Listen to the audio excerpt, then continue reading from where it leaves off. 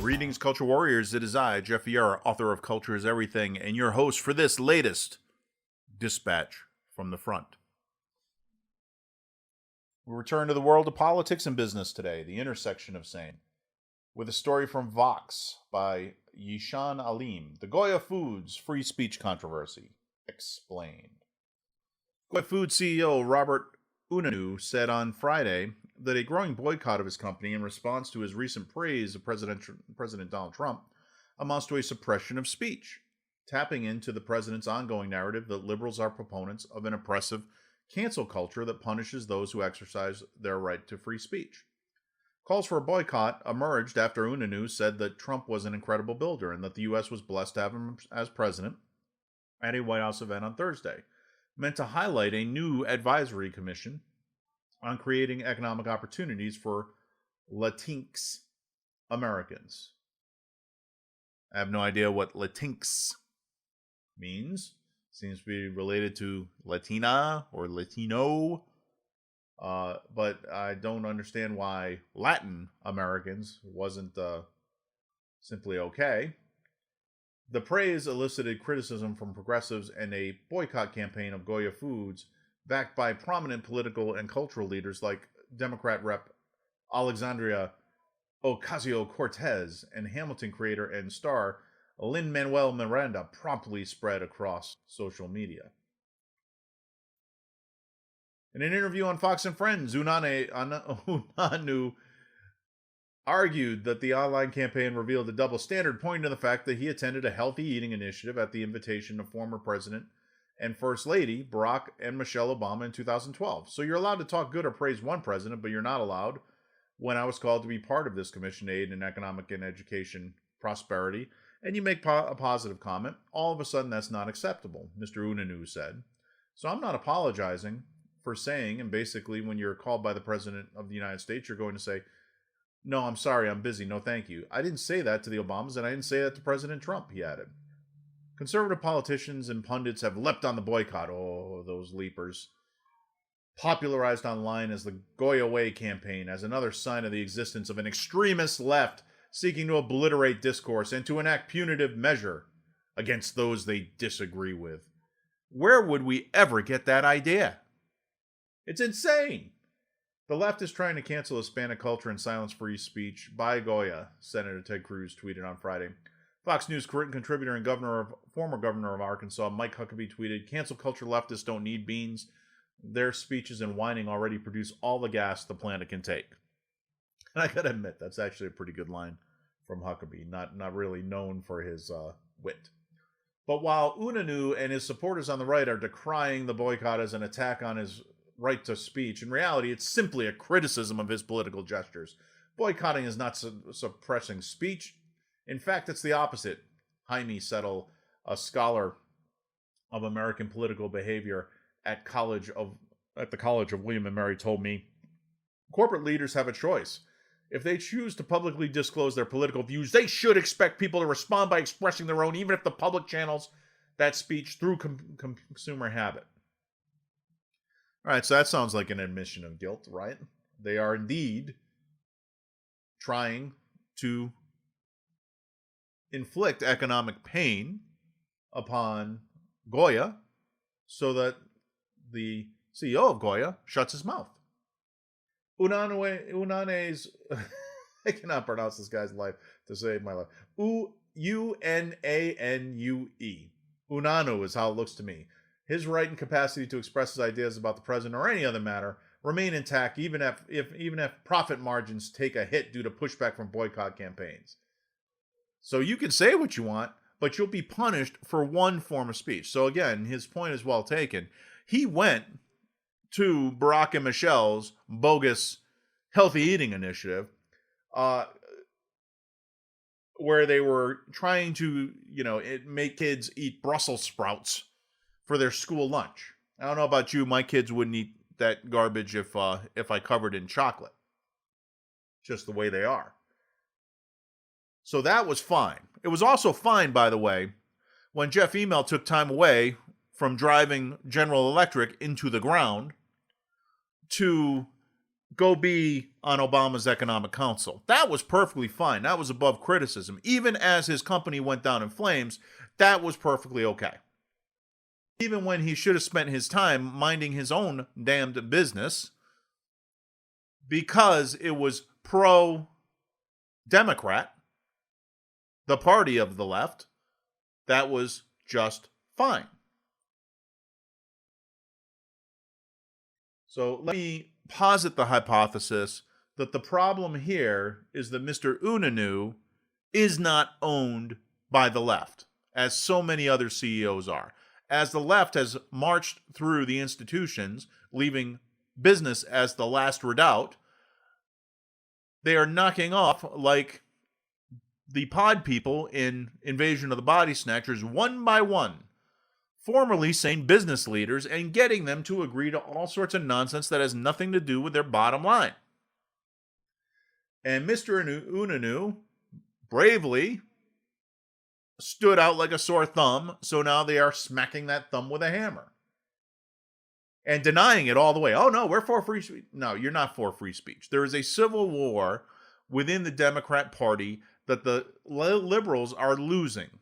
The liberals are the ACLU vestige of the old Democrat Party that believes still vestigially in free speech.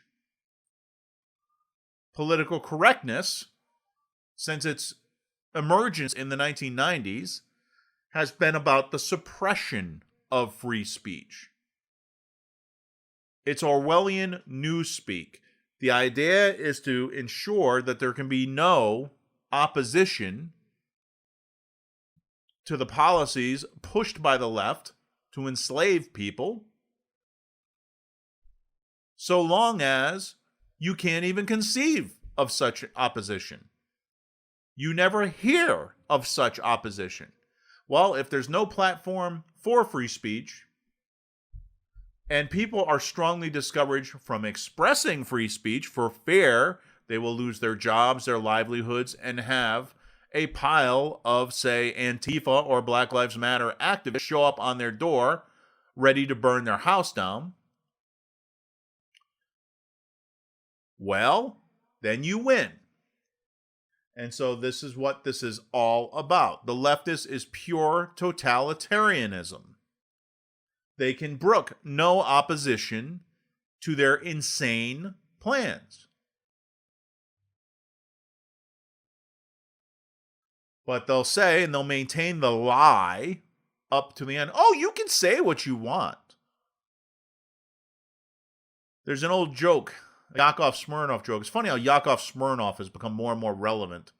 A comedian from Russia who used to joke about life under the Soviets in the 80s.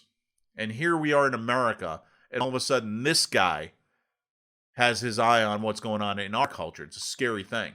But Yakov Smirnoff used to tell a joke, and I think Reagan, at one point in one of his speeches, referenced it. But it was about running into an American and running into a Soviet citizen. And they were arguing over which was better, the Soviet Union or the United States of America. And the American citizen says, look, if I want to, I can go out in the middle of the street at high noon and I can say, Ronald Reagan stinks. Right there in the middle of the street. And the Soviet citizen said, hey, I can do the exact same thing. I can go out in the middle of Red Square at high noon and I can say Ronald Reagan stinks. That's what we're talking about here. You can have all the free speech you want to, but if you say the wrong thing, you will be punished. And they're justifying that. That's what that god-awful, mindless professor from William & Mary, scholar of American political behavior. What the hell is that? You know, in socialist terms, he would be a useless eater. He'd be one of the first people sent to the collective farm to get closer to the land and do something useful for once in his life. But there you have it. He defends the indefensible. Unanu, the head of the largest Hispanic-owned food company in the United States. Funny how that gets forgotten, right? What we're talking about is an Hispanic-owned company. And all this shows you is that in the current pecking order of the day, the Hispanics and Latinos are down the pecking order of the left.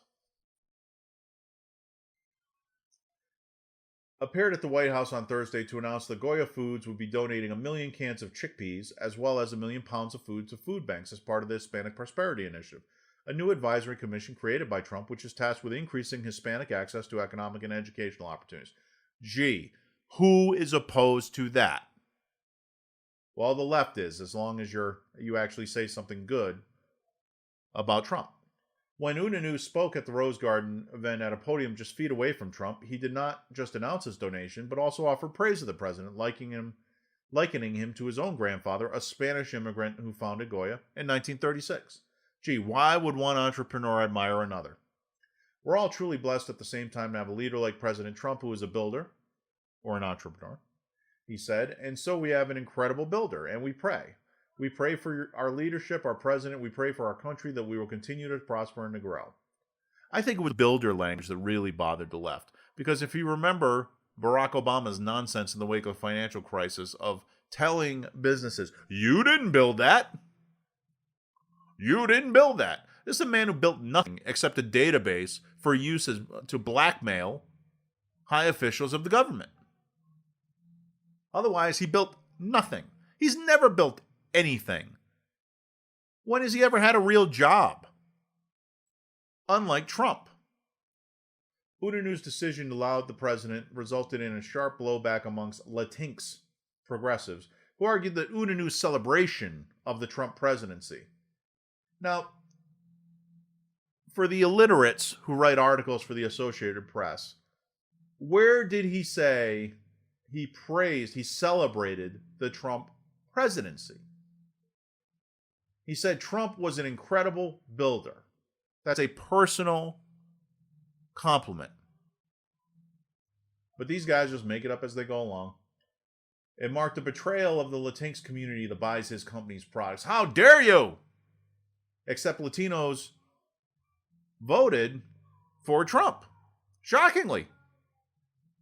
If you go back to the results of the 2016 election, you will see that Trump had pretty good inroads with Latinos. You will surprisingly find out that many Hispanics and Latinos in the United States of America are not for unrestricted immigration from the third world.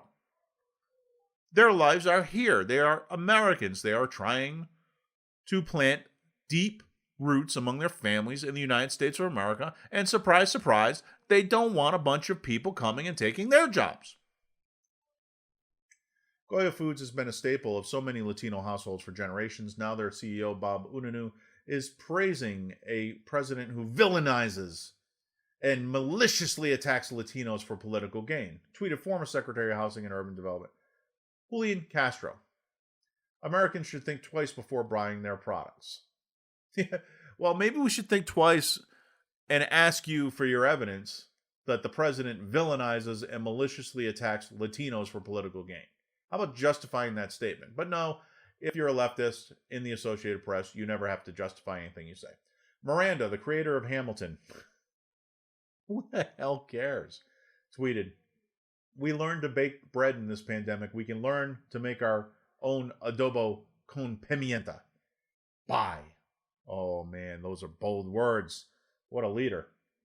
United We Dream, an immigrant youth-led organization, created a petition slamming Unanu for aligning with Trump and calling for a boycott of the company.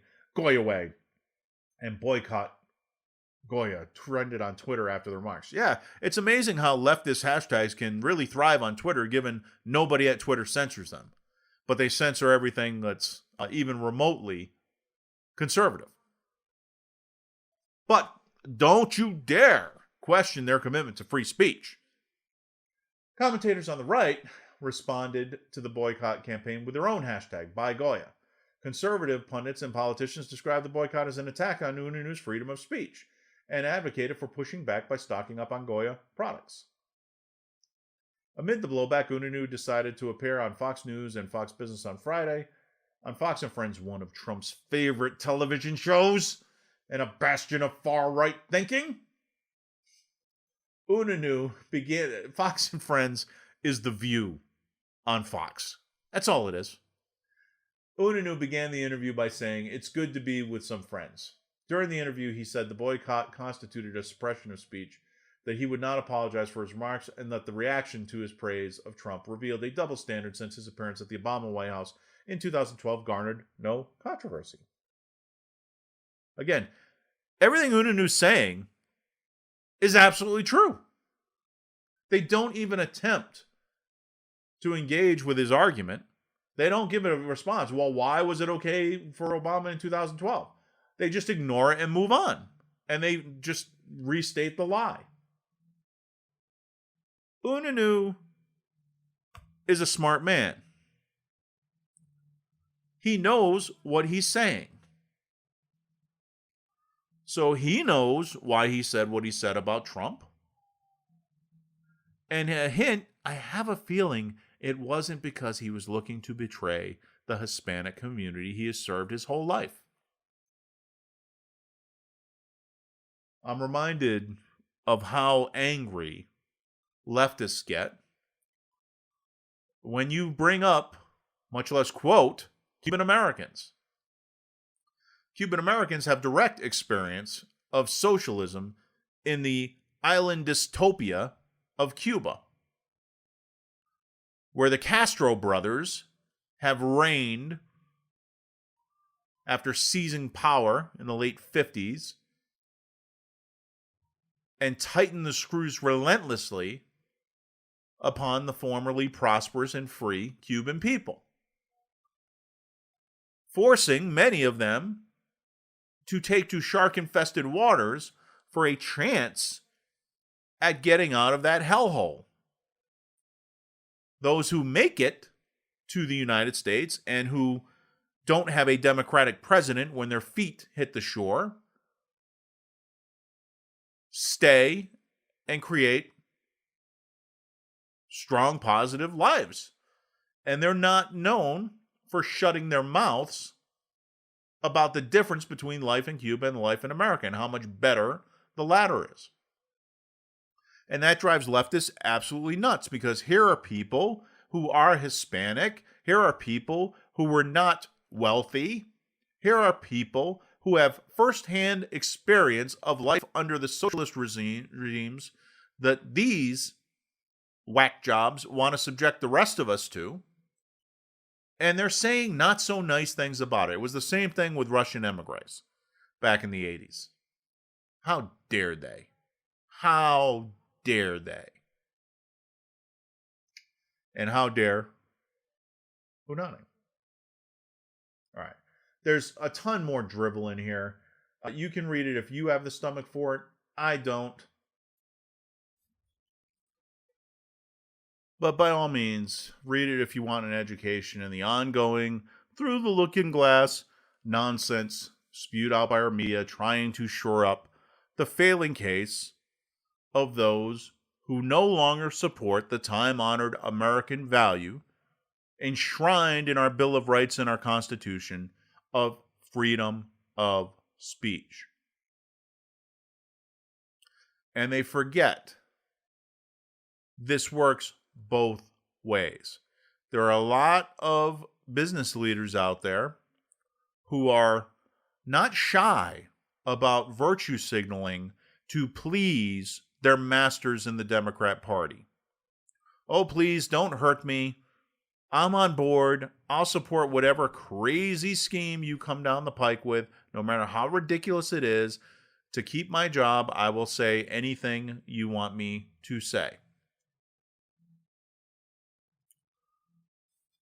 And there's a lot more of us who don't hold those ridiculous positions, who do honor those American values. And guess what? Our buying power is much greater than the handful of leftists living in their mama's basements waiting for George Soros to come across with the next $25 an hour so that they can go throw a brick through the front window of the donut shop that they eat at every Tuesday. We have buying power too. And the whole point, the reason why that phrase, get woke, go broke, is so true is that we exercise our buying power. And we refrain. When you insult us, from using that buying power to put profit in your pocket. So you come up with these crazy social justice warrior nonsense things, you put them out in the marketplace, and they promptly fail. They will continue to promptly fail. Just ask Disney. Because at the end of the day, ladies and gentlemen, the politics of the day and the creeping totalitarianism of a small minority of society's losers is one thing, but culture is everything.